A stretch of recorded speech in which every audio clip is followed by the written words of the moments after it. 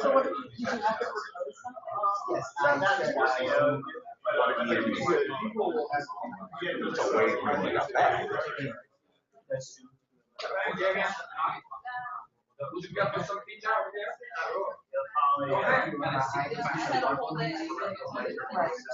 Shall we wait a few minutes for others to Much better. Really worth it. Yeah, thanks for coming. No, I meant to come. I'm just going a little scratchy. Thank you for reminding me.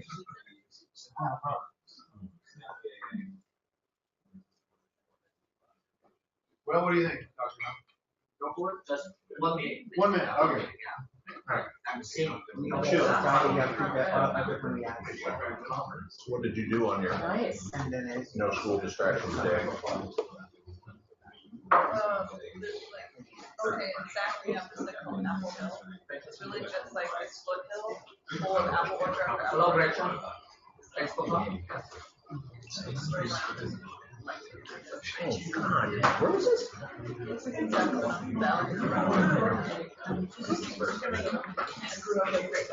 No one typed in members of the morning. I know. Did I get you? These things are really wheelie. I don't think they're made for our Maybe not. All right. Hello, everyone. How's your quarter treating you? Busy as usual? How did you wait? Oh, there's more coming. Okay, let's get started. This is the second the SOJC research seminar series this term. And I really appreciate your time coming to this talk today out of your busy schedule. We have wonderful guest speaker. Our inaugural guest speaker last week, which was very successful, highly, engaged, intellectually stimulating. So I heard a lot of great things about our first talk, and I hope to hear the same comment from our second guest speaker. We have another wonderful guest speaker today, Professor Jesse Abdenour, right pronunciation. He's going to talk about his own project about investigative journalism. So please join me in welcoming Professor Abdenour. Thank you. Thanks for coming. I'm really excited to talk about. I've never talked about this particular research project. This will be the first time. I've been working on this for years. First time I'm actually going to present it to a crowd, so that's exciting. And thanks to Dr. Knopf for inviting me. And also thanks to Senyo for helping me a little bit with the presentation. But as I was telling you the other day, this is probably the most excited I've been about one project. So I'm glad you all came, and hopefully you can find something useful in this research. So what I'm going to talk about today is investigative journalism and why it's useful and why it's profitable, why people like it.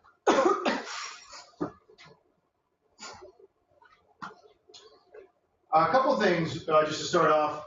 It seems like you may have noticed, and these things are cyclical, but it seems like we're in kind of a period where investigative journalism is becoming a little more, at least nationally, a little bit more prominent.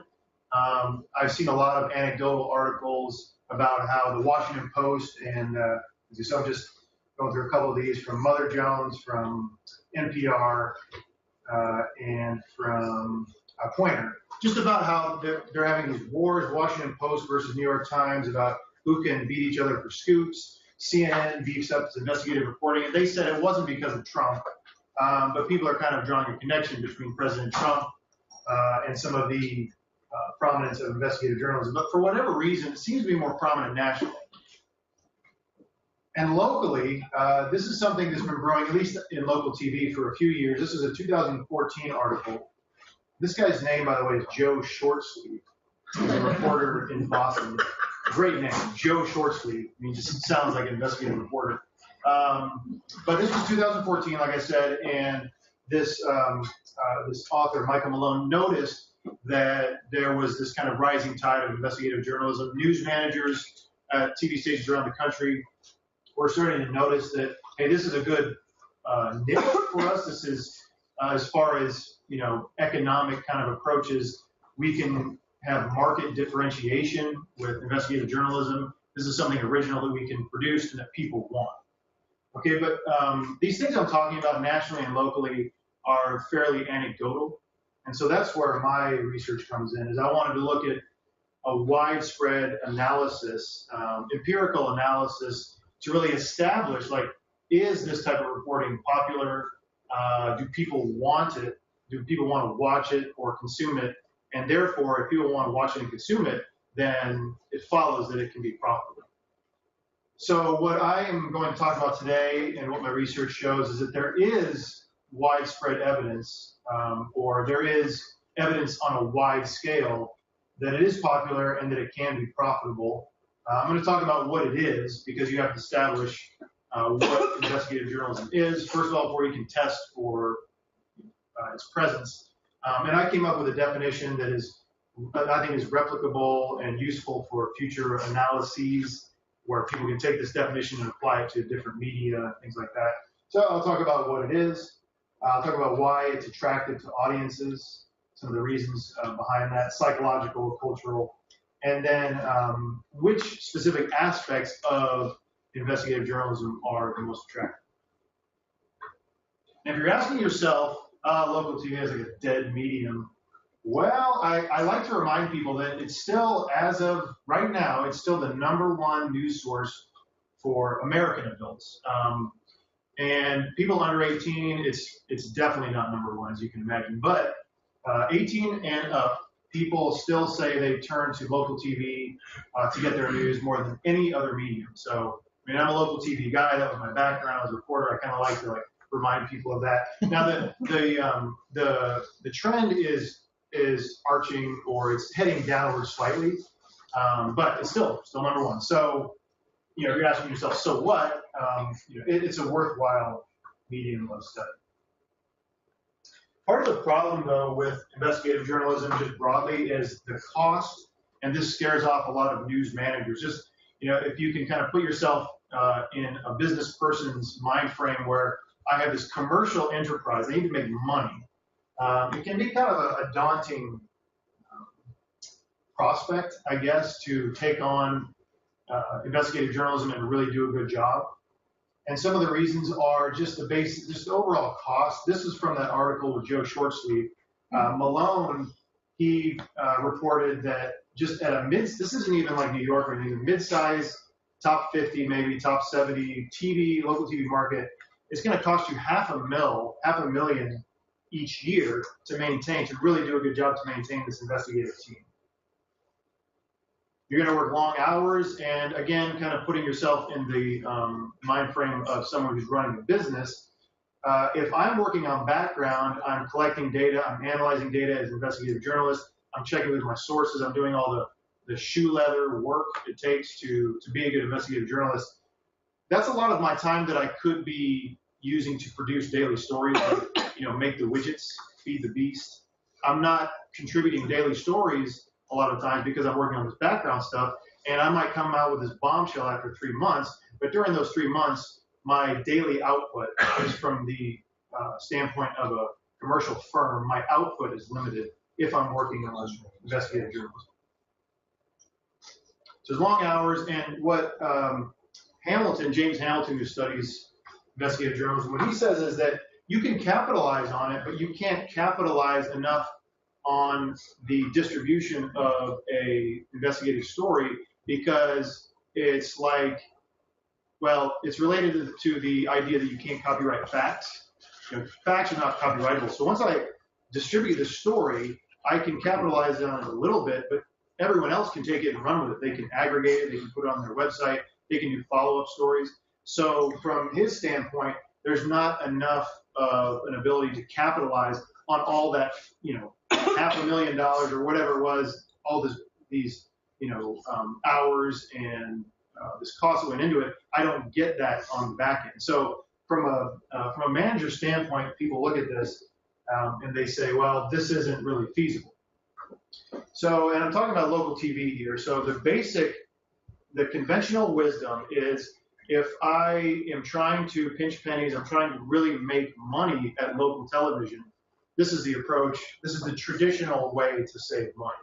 I'm going to do a couple of things. I'm going to cut resources. I'm going to stop investing money or reduce my investment in the news product. I'm going to cut staff. So resources, staff are going to get cut. Okay, I'm trying to save money here again. I'm going to get younger. Okay, I want to hire younger reporters, younger anchors. I'm going to, I can think of just so many stories of a long time ago. I mean, this has been happening for years, since I got in business a while ago, where someone wins Emmys, someone is a veteran reporter, someone breaks all kinds of stories, and they're just unceremoniously shown the door. We want to get younger, we want to get cheaper. We don't value your veteran leadership enough to keep you on. So we're going to get younger, we're going to cut all these resources, and then we're going to focus on more shallow stories and less in-depth stories. So quick stories, sensational stories. So I just listed some examples, but breaking news, we're going to have a lot of banners, fires, spot news, we're going to listen to scanners, and we're going to hit you with a lot of weather. Weather is fairly cheap, and there are a lot of studies that marketing research that shows people really want to see weather on local TV. So I'm not really sure why. It's never been my thing, but people love weather. So this is the traditional approach to trying to save money. But when you take these steps, every one of these will probably take away from your ability to do true investigative journalism. And so sometimes this is the result. I just want to show you an example this is from WPEC in West Palm Beach. If you've noticed red blotches on your face, skin irritations, or even acne, it might be from something you put on your face every day. CBS 12 Investigates. Suzanne Boyd shows us why our makeup and brushes may be to blame. Leslie Carter is like a lot of women. I don't even know why I'm hanging on to with all of this stuff. She has a makeup bag full of glosses, shadows. This color isn't even good on me. And powders. Some of them are years old. I definitely have something in there that's, I think, 6 years old. Seriously. But Leslie, who's had near-perfect skin her whole life, recently noticed red blotches on her face. The last couple times I did use it, my face was itching. Palm Beach Gardens dermatologist Dr. Stephen Shapiro says old makeup can harbor bacteria. Makeup, if you think about it, it's typically in a closed environment in South Florida, be warm and moist. That's the perfect area to grow bacteria. Dr. Shapiro says it's hard to link a specific skin irritation to expired makeup, but he tells all of his patients to throw out any makeup older than 6 months. And I've noticed that the patients that have skin issues, it has helped to improve their skin just by getting rid of the contaminated makeup. But makeup isn't the only part you need to worry about. Bacteria can also grow in your brushes, in your sponges, and even the bag itself. There's microorganisms everywhere. Biology professor Robert Dudock did a simple bacteria test on 2 brushes and 2 sponges. A bunch of this is going to be what's called Staphylococcus epidermidis. It's fairly common and usually harmless bacteria. Maybe a little bit of Staph aureus, which a different version of that can become MRSA. So what can you do to protect your skin? Clean your brushes with a mild shampoo once a week. Replace your sponges every 3 months. Toss any makeup older than 6 months and mascara older than 3 months. Well, she never asked.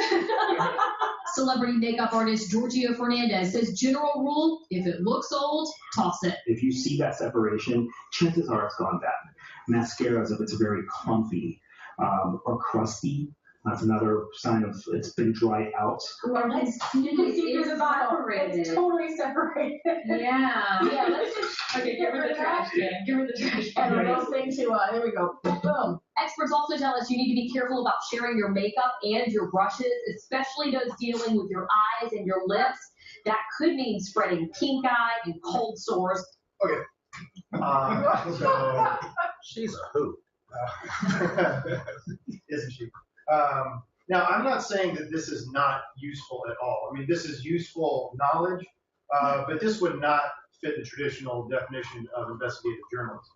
I mean, if I were a producer, I don't know, Caitlin, you have a background in TV news. I'm not sure what you would think, but something like this, maybe like a 30-second 45-second stories. So it doesn't really seem like it warrants the investigative label, all these kind of markers of investigative journalism. We got a guy in lab coat, so it kind of looks like we're combing through some data. It looks, we're uncovering something. And again, we're going to use all the banners and things like that. But not probably the most useful information to me as a voting citizen in a democracy. But this is a very kind of traditional, conventional approach to take. But the problem with this is that a lot of studies have shown that the opposite kind of journalism, like very hard-hitting, hard news, as people call it, in-depth, useful, like very significant, relevant news actually sells. And it's more of a long-term commitment, long-term plan, but there are studies of TV stations, of newspapers that have shown, and they're just listed at the bottom if you're interested, but that if you invest in high-quality news, there's a strong association between quality news and larger audiences and more revenue, okay? And so the things that I'm talking about today are not new, it's just that people tend to ignore them a lot. And so we still have this idea that this cheap kind of tabloid sensational news sells when a lot of studies show the opposite. And this is a good quote from Patterson, an article in 2000 where he did a 2-decade study of all kinds of different media and audience tastes. And he said, he kind of concluded that you need to have good hard news. So he said to build the news around something other than public affairs is to build it on sand. It's not a very good business plan, is what he's trying to say. But my question is, does quality investigative journalism sell? This type of news in particular, which can be some of the most useful, most informative news out there. But first we have to, as I said, determine what it is. And if you look at the literature, there are 3 attributes of good investigative journalism. It's original reporting from the source that reports it, so I didn't borrow it from someone. I came up with the story myself. It reveals concealed information, information that is brought to light. It's revelatory, as people say, and that it's in the public interest. In other words, it's in the public's interest that this story gets out there. So it's a heavy, or it's a very significant topic. Okay, probably not makeup, but this is just, this is kind of what the traditional definition is. But I'm going to break that down a little further in a second. But I want to focus on the last 2 in particular. So once we establish that this is an original report, enterprise reporting, these are really the 2 characteristics that you're looking for when you look at investigative journalism. And so the definition that I came up with was, again, based a lot on the literature, but a testable definition that you can subject to a content analysis is the concealed information aspect is original evidence that would otherwise be hidden from the public. And that could be either deliberately suppressed, so Watergate, again, deliberately suppressing information, or it could be concealed by law, medical records, school records, classified information. So people aren't necessarily trying to suppress it, but it's not meant for public consumption, and I got it, and I'm broadcasting it. And the third aspect, so one of these, it has to meet one of these 3 criteria, that it's a public record, it's widely available, but I'm going to do an analysis and compile this information in a way that reveals a pattern. So I'm going to take public records, let's say I'm looking at financial records for the city of Eugene, and I discover that these are data that are available to everybody, but I discover that city council people are using taxpayer money to fund personal vacations. Okay, so, and there's a pattern that I established that this is a pattern and this is a problem. So anyone can get this information, but if I'm the reporter, I put it into a pattern that reveals something new. And so when I was thinking about and researching, like, why do people really like this aspect of concealed information? What is it about this kind of particular information? I had to go back tens of thousands of years and look at evolutionary psychology and how we're programmed. I mean, if you have studied evolution very much, we are the beneficiaries of certain traits that allowed us to propagate the species. So we are all the beneficiaries of this natural selection. And what these evolutionary psychologists say is that we are attuned to certain types of news, certain types of information. And there were certain types of information that I think are similar to concealed information that were useful to our lives many thousands of years ago. So if you think about how we lived long time ago, we were in these tight social groups, these small social groups, and we weren't exactly like masters of the universe yet, and there were all kinds of threats from other animals and just disease and whatever. So we really had to rely on each other in this little social group to survive and to reproduce and to further the species. So biologists were always puzzled by that old rule, do unto others as you would have them do unto yourself, because they were thinking like, well, how does that help us? How is that evolutionarily adapted? And what this guy named Trivers came up with was this idea of reciprocal altruism. So you help me when I'm getting attacked by a wolf. You help me get the wolf, kill the wolf, get the wolf off me, and I survive. And there's an implicit agreement that I will be altruistic to you in the future. When you're being attacked by a wolf, I'm going to help you. You're drowning, I'm going to go out there to save somebody. And it's a pretty interesting concept because we kind of all have this, we should have this instinct to help our fellow human. And so that's where these evolutionary psychologists think that came from. So if we have this system, then we have to be highly attuned to people that cheat the system. Okay, they take the benefit. I'm going to save you from a wolf, but then when I'm drowning, you're just going to say, "Oh, see ya." Wouldn't want to be ya. Too bad. You're gonna. So we were attuned to people who have this pattern of cheating. So the people who were not able to pick up on this information that you're a freeloader, you're a cheater of the system, you're breaking the rules. Those people weren't able to survive. So the people that survived, we are able to tune into this information. So when we see something or we hear about something where city council is taking a benefit, they're taking our money, going on trips to Vegas and trips to the Bahamas, but they're not paying the proper cost. They're taking the benefit without paying the cost. It's similar to some of this adaptive information the psychologists talked about. As far as the other aspect of investigative journalism, this is why it's important, again, and the definition that I came up with after synthesizing literature is it's a powerful entity, so it has to be a person or an organization in power, so it could be public, like a government, it could be private, like a big corporation. Big person has done harm to small person, to average citizen, so it's big guy versus little guy, so to speak. And so this entity could have harmed someone's health, someone's quality of life, someone's safety, and someone's money or profit. Someone has done harm in one of those forms. And when I thought about why this aspect is attractive to people, I thought about these myths or kind of cultural themes, archetypal themes that are popular in news just broadly. And the idea of big guy versus little guy, you can see that throughout popular news, throughout news that people think is significant. We took, if you go back thousands of years, we told stories about David versus Goliath. This is just a very common theme in stories we tell. And I showed this example from 60 Minutes 20 years ago, maybe. This was the basis of the film The Insider, but the big tobacco fired this guy, so big guy versus little guy, Jeffrey Wiegand, because he was a whistleblower and he told 60 Minutes about these things that big tobacco was doing, that they were lying. They knew it was addictive.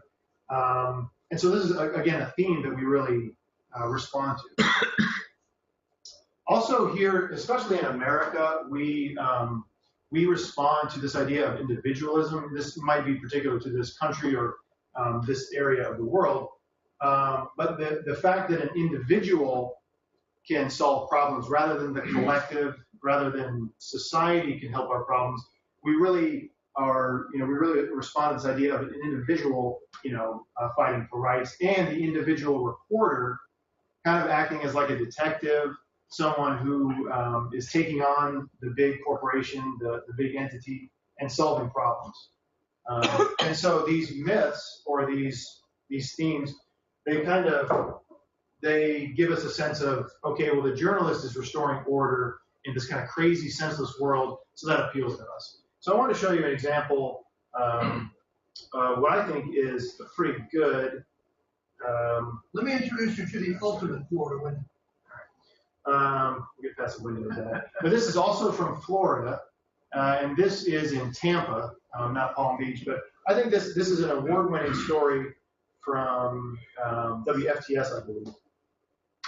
Vulnerable people, but an ongoing I-Team investigation is raising some questions about work called professional guardians. I-Team investigator Adam Walter has been looking into the complaints, and he joins us now with what he's discovered about the program and about one Bay Area politician. Well, when the guardians are allowed to make decisions for people who are no longer able to make decisions for themselves, those people are called wards, and they've been stripped of all their rights. The guardians are allowed to make the decisions about their health care and their money. Tonight we look at Patricia Johnson of Ellis Park City Council on and a local guardian who some say is abusing her power as a guardian. She went shopping at thrift stores, met friends for lunch, and spent dozens of hours at her feed store and at home. That's what we discovered when the I-Team followed Patricia Johnson for 5 straight days. And only once for approximately 20 minutes did we see Johnson go to an assisted living facility, probably to check on one of her 50 incapacitated wards. That's not surprising to some of their family members. When you walk in a nursing home, they're like, we never see her, we never get a hold of her, she's very hard to reach. Does she come and visit your mom much as I do? My mother says no, but then when I ask the staff there, they say no. These bills from Johnson's ward's files indicate she's working hard. Under Florida law, Johnson is allowed to use her ward's own money to pay herself $70 an hour. Things like banking, opening mail, and paying visits. Bills can only be submitted twice a year for each ward and have to be approved by a judge. The I-Team spent 2 weeks pulling hundreds of Johnson's bills from court files and putting them into a spreadsheet. We discovered from January 1st, 2010 until December 31st, 2012, Johnson billed her ward more than $260,000, more than $87,000 a year. We first tried to talk to Johnson about her guardianships at a conference in September. 27 years ago, I would not discuss my patients or my clients. Johnson also earned $17,000 a year as a member of the Pinellas Park City Council. 2 other council members who both endorsed Johnson, Ed Taylor of Taylor Family Funeral Home and realtor Richard Butler, appear to be profiting from Johnson's wards. It's not what's in the best interest of the wards, but in the best interest of each of their pocket. Amy Eldridge's grandmother Rita was taken straight to Taylor Funeral Home when she died last year. One of at least 6 wards records show Johnson arranged to go there. That's not my choice of where she would have gone. She would have gone with my grandma. We caught up with Taylor at a recent city council meeting. Do you think that she should tell everybody that she uses your primary funeral home, that she uses Crick as her primary funeral? I don't know she uses. She does use herself. When Rita Eldridge was incapacitated in 2008, Johnson used Richard Butler to sell her home to an investor for $84,000. The I-Team discovered it was resold the same day for a $7,000 profit.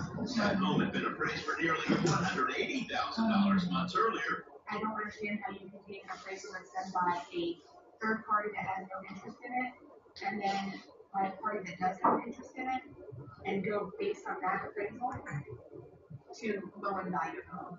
Court records show that during the past 3 years, Johnson... Just for time's sake, I'll cut it off there, but you can probably see already that this meets the definition that I established for public interest, where a powerful entity, the county workers, have basically screwed citizens out of property, money.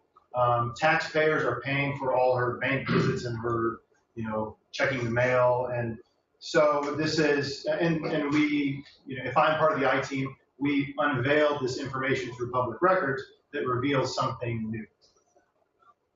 Again, that won a DuPont Columbia Award. Okay. So this is what we did. I and 2 other coders in this big content analysis We looked at all kinds of investigative stories like this one, the good, the bad, everything in between. This was a couple of years ago, and 2014, 2015, we looked at 80 different stations all the way from Glendive, Montana, all the way up to New York City. It's all different sizes of markets. We looked at almost 400 newscasts, and we looked at about 400 stories. Sorry. What's happening? Earthquake. So we looked at a lot of stuff, and some of these stories were investigative, some of them weren't. But this is the data that I culled from the content analysis. And so when I looked at all of these data, I wanted to establish, does the investigative content predict TV ratings? TV ratings are important for local TV because that's how they get paid. They get paid through ads, and the only way that someone will, or people will pay more, if I'm a business, I will pay more to place an ad on your newscast if you get higher ratings. So ratings equals money. Okay? And that's where I got into the idea of, if I can establish this relationship, I can help establish some evidence about the profitability of investigative journalism. And so I did several regressions, and I controlled for different organizational and market factors, because I didn't, these factors, whether you're owned by a publicly traded corporation, the size of your market, and the level of competition in your market, these can all affect ratings. They can also affect investigative journalism, as some of my other research has shown. So I controlled for those factors. I really wanted to go, apples to apples. Are we really looking at this phenomenon? My first hypothesis was just looking at quantity, and I predicted that there would be a positive relationship between the number of investigative stories and TV ratings. But this was actually not supported. There was actually some indication that there's a negative relationship. As you can see, there's a negative standardized beta there, which is a result of the relationship. So it's not significant, so I can't say with any authority, but there actually is there's some indication there's an inverse relationship between more investigative stories, irrespective of quality, and your ratings. That was the first one. That was not supported. My second hypothesis, this one I looked at all of the stations in the content analysis. For all the quality questions, I looked at just the stations that were conducting investigative journalism during this sample week. I looked at a week of newscasts, and if you did run at least one investigative story, then I looked at the quality of the investigative stories that you were running. So the first quality aspect I looked at was, as I explained before, concealed information, the first attribute of good investigative journalism. Does the percentage of stories that you have with concealed information, does that predict TV ratings? And it did. There was a strong relationship. It was significant that concealed information does predict high ratings. So fairly strong relationship, and that was supported. Third hypothesis, I was looking at the other aspect, public interest. Does public interest have that same so-called influence on TV ratings? But it didn't. It wasn't supported. The relationship was in the positive direction, as I predicted here, but it's not significant, so I can't say it with any authority. So not as powerful as concealed information. This one was the most exciting to me. This is where the rubber hit the road for me. This was overall investigative quality, which the way I measured that was each story got a score, and if they had both concealed information and public interest, the story got a 2. If you had one attribute, you got a 1. If you had 0 attributes, and you got a 0. And then for every station, through all your stories, what was your average quality score? And that was highly predictive. That was the most predictive factor of all of the predictors, was the overall quality score. Again, highly positive relationship between quality and ratings. In the final hypothesis, I looked at another attribute of quality. Just basic quality in general is the length of the story, because that signifies that the news station has made a commitment to the story. So people have used that as a proxy for quality, and that was also supported. So in summary, the factors that were associated with larger audiences were all quality factors: the overall quality score, concealed information in particular, and investigative storyline. All of these predicted larger audiences. And then the factors not associated, or at least not significantly associated with TV ratings, were the quantity and the public interest aspect. So to kind of wrap up what all this tells us, that I maintain, based on this evidence, that there is a strong indication that if you're a commercial news outlet, there's always that dilemma, right? Do I serve the public and do the best journalism I can, regardless of cost, or do I try to make money? And so this is an exciting finding to me, because this shows that it kind of helps, it can help solve that dilemma that all of us face in the news business, unless we're NPR or we're not commercial, that it kind of serves both masters, so to speak. So it helps solve that commercial news dilemma.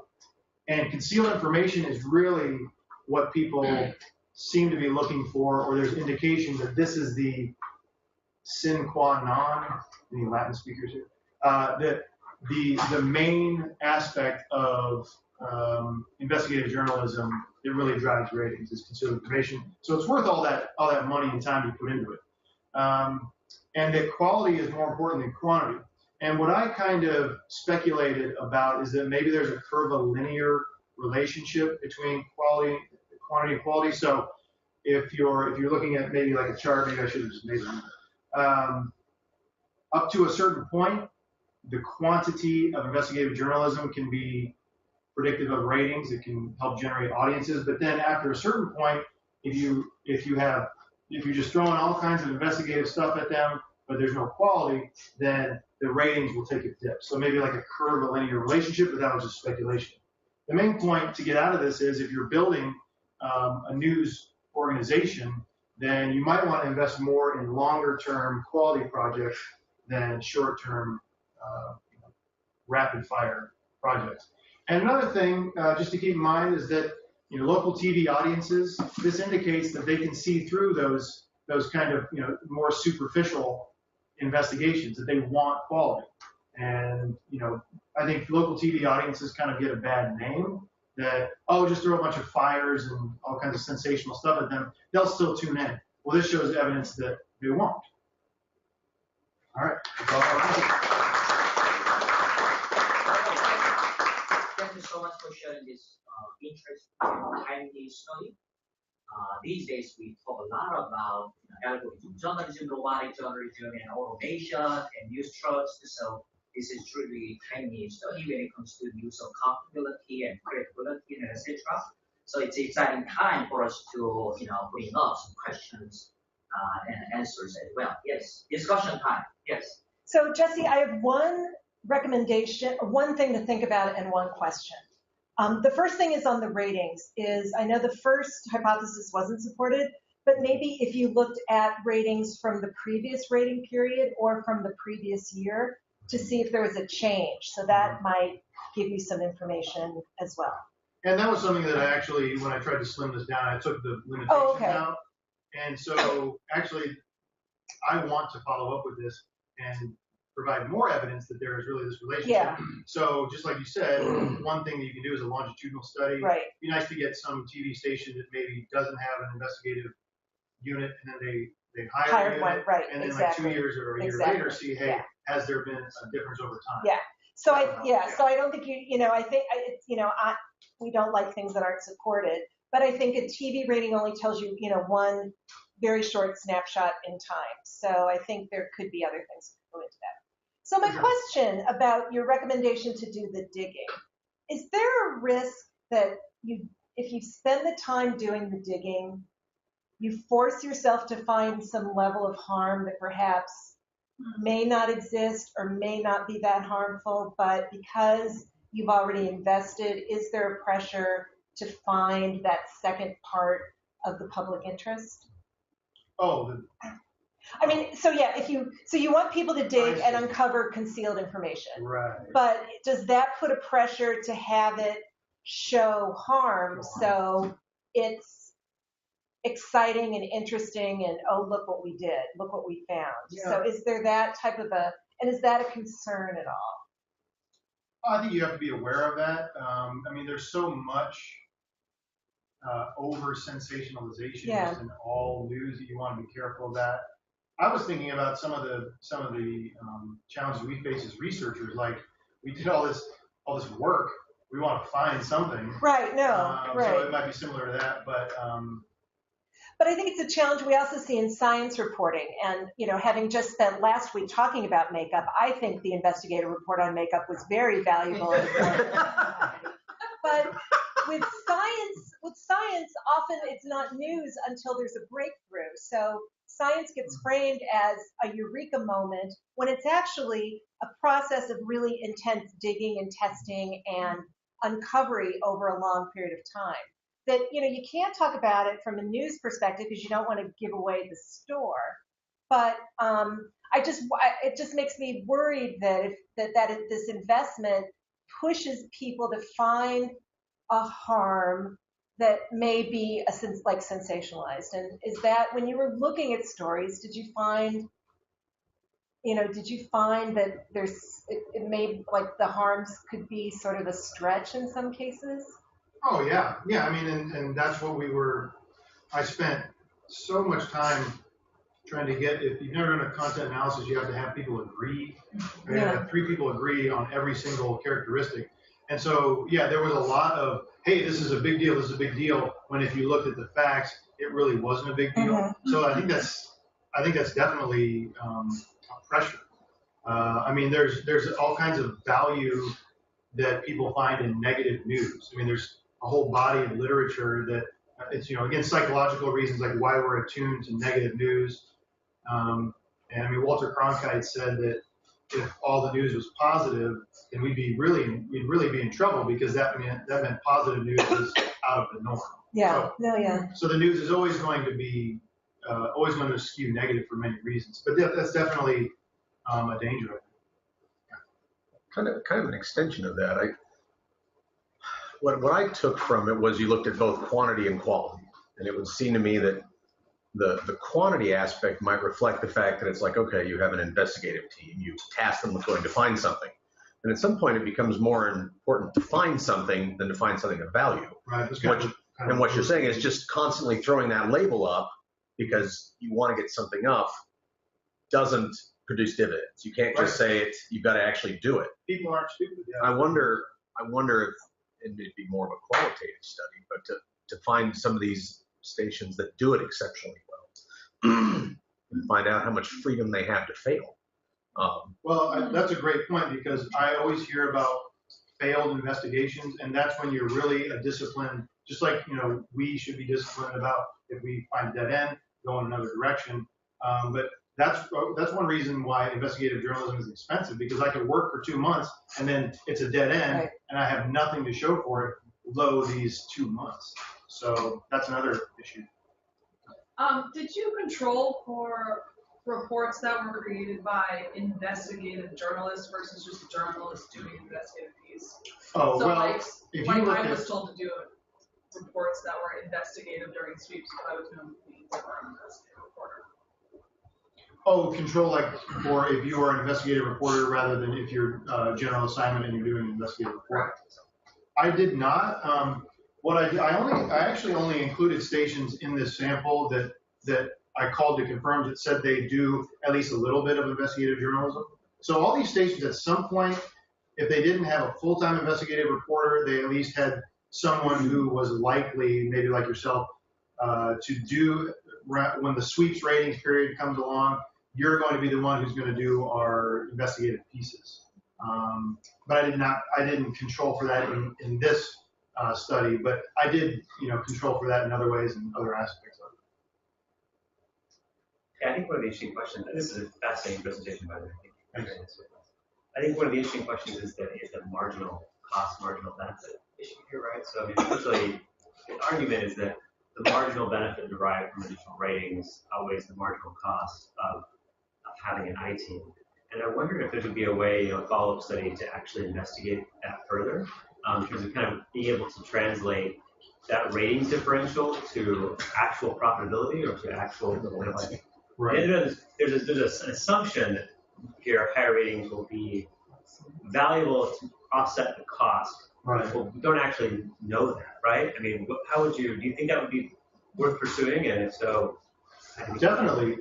Yeah, and so this is an indication. This definitely isn't conclusive that you will make X amount of money, by investing in quality journalism. But it falls in line with this body of research that I talked about. That again, I'm not the first to say this. That the best long term, if you want an audience and you need an audience to make money, is to invest in quality journalism. But I think that's definitely, like more from a financial aspect, because if I'm a producer, I would want to know, or a manager, I would want to know, okay, well, so how much am I really making and how much of that cost is being offset? So, yeah, that's interesting.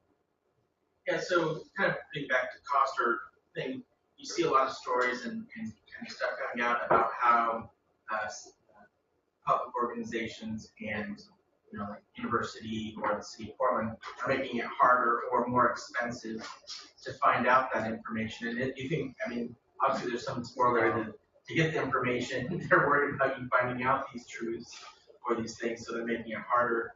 Do you think that is there a case to be made that, or what do you say, a corollary between that, or do you think there's relevance in that it's harder to get the information or becoming more expensive, like the university charges thousands of dollars an hour to pull up information now, or the city of Portland, because they don't want you finding out these bits of knowledge. That's always been an issue. What was your question, though, specifically? Well, just like the correlation that it seems to be that public organizations are starting to realize the truth in this and making it more difficult to do it. And so you have the $500,000 to support your team, and now to get that information is an additional cost, so it's limiting the ability to get that information. Or, do you think that is affecting the ability to get that information? I guess the increased cost for the public of information release and stuff like that. Yeah, no question. And I assumed, Malone didn't say, but I assumed that part of that $500,000 was FOIA requests, information requests from government, all the contests. You have all the aspects that go into it. You also might need to have a legal team in case you get sued by some of these companies. The legal fees can be, so I was assuming that was all wrapped in there, but I'm not exactly sure. But yeah, that's always been a challenge, and I think people are recognizing it more and really fighting. Government agencies are fighting back against that. It's something that investigative journalists just have to figure out ways to deal with, I guess. Jesse, do you think there would be value in digging deeper into why people want weather stories so much and the quality? I always wondered that when I was in TV. Investigative journalism in the climate change issues, playing off of people's interest in weather, but doing it kind of in a subversive way. People want to know whether they need a sweater tomorrow or not. It's very practical. But it seems like there's a science reporting potential here to play off of that desire to understand that. Yeah, that's a good point. It's this huge, there's this huge demand for it, for weather, and there's huge demand for investigative journalism, or, there's evidence that there is. So that is interesting. And I haven't seen much, I don't know if any of you have, I haven't seen much climate-based or weather-based investigative reporting, but it's probably been done. The Weather Channel does a good job. They may have done some things like that, but that's a good point. Well, I was thinking with a series of hurricanes, and that goes into tomorrow, do I need to be worried? If they played off of that and looked longitudinally into the patterns. I saw some reports, but not a whole lot. You have seen some? Mm-hmm. Yeah, it makes sense. There's only one Earth. It's pretty useful. Jesse, did you find any stations that you say, wow, they're doing a really good job, and rather than look for your local stations that you would say, check them out? Yeah, the NBC in San Francisco. And I talked to a guy there, Steven Stock, who he basically told me that who took over for GE with NBC? NBC, Universal, Comcast. It was night and day. GE was cut, and then Universal Comcast poured all this money into their investigative unit. I don't know if they even had an investigative unit. Hired all these really knowledgeable people to staff it, and they went from number 4 to number 2. and that's one of those Let me longitudinal. introduce you to the ultimate. Let me introduce you to the ultimate. Sorry about that. Sorry, Kim.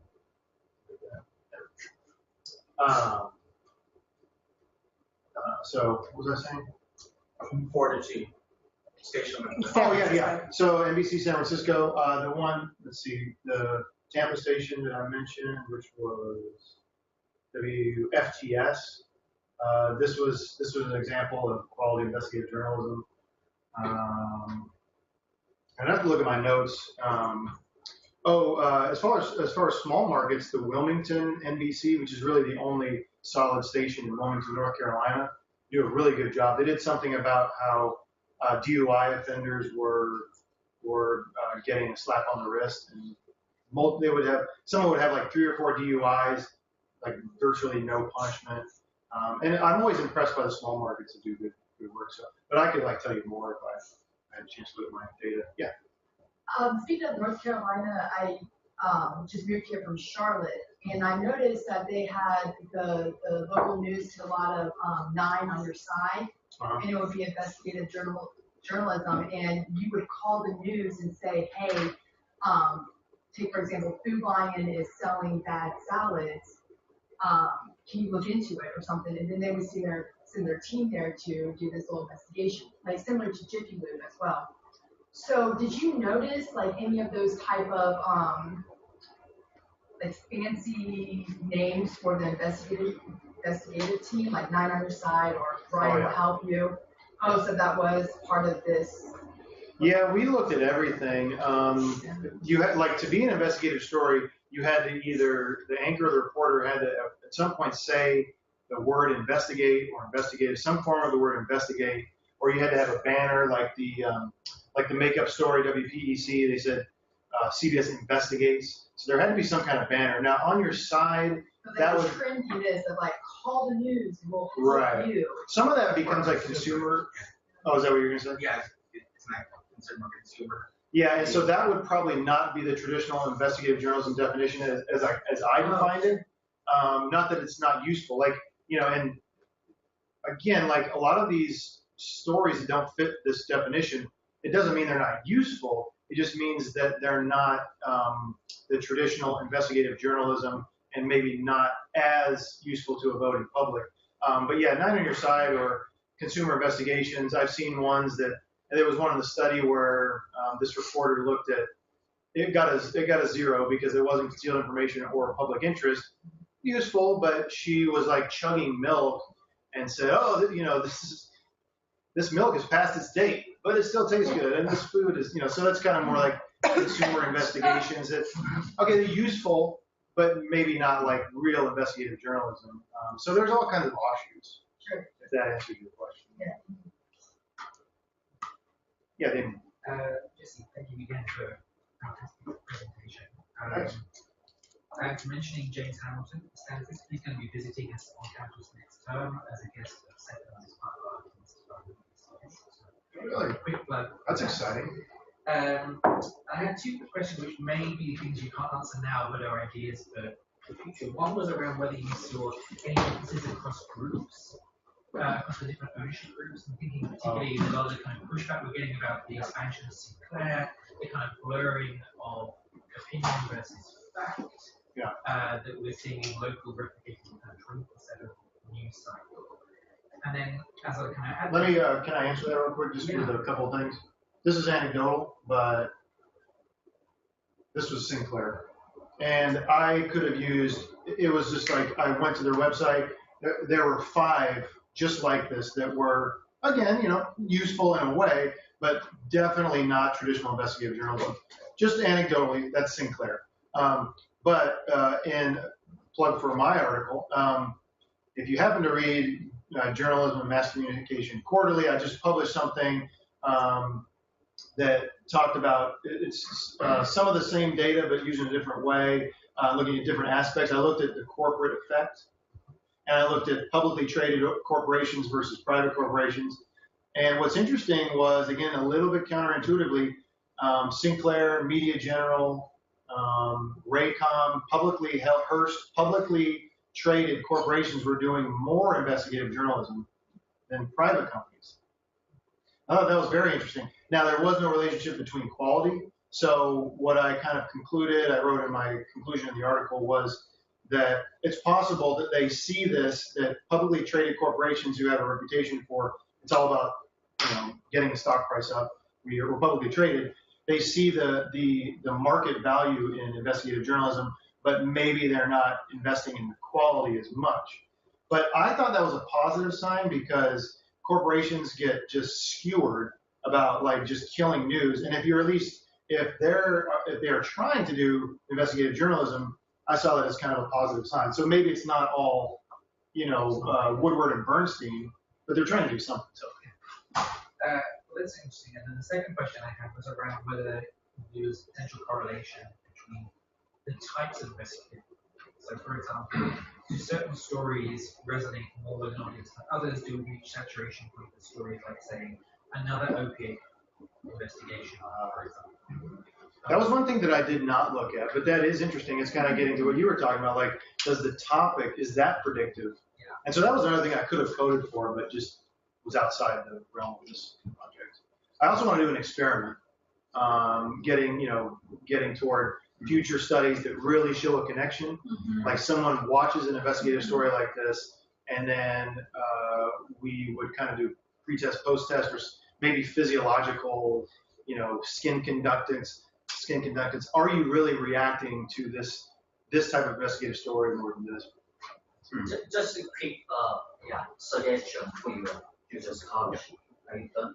Yeah. So, I'm wondering whether you plan to see any differences across the communities, because assuming 80 stations are coming from distinct community, where we see the distribution of power in general and distribution of, the power structure is differentiated across diverse ethnic groups, diverse group of, so to speak, elite groups in that specific community. Do you plan to see any differences across the communities in terms of how sort of community structure or community structural pluralism in particular influence the type or tone or quality of investigative journalism?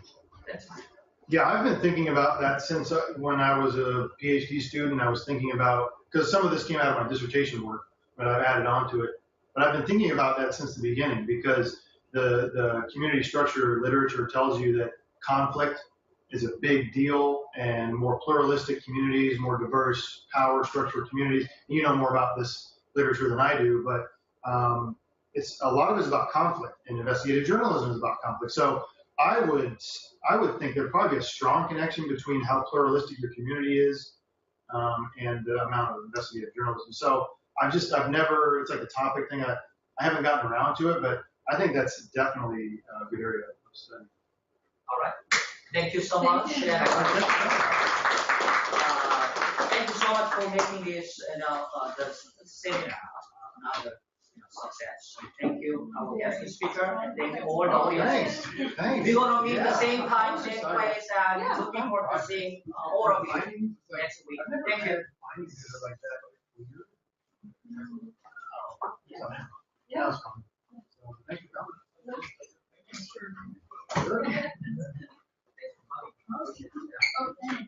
Thanks.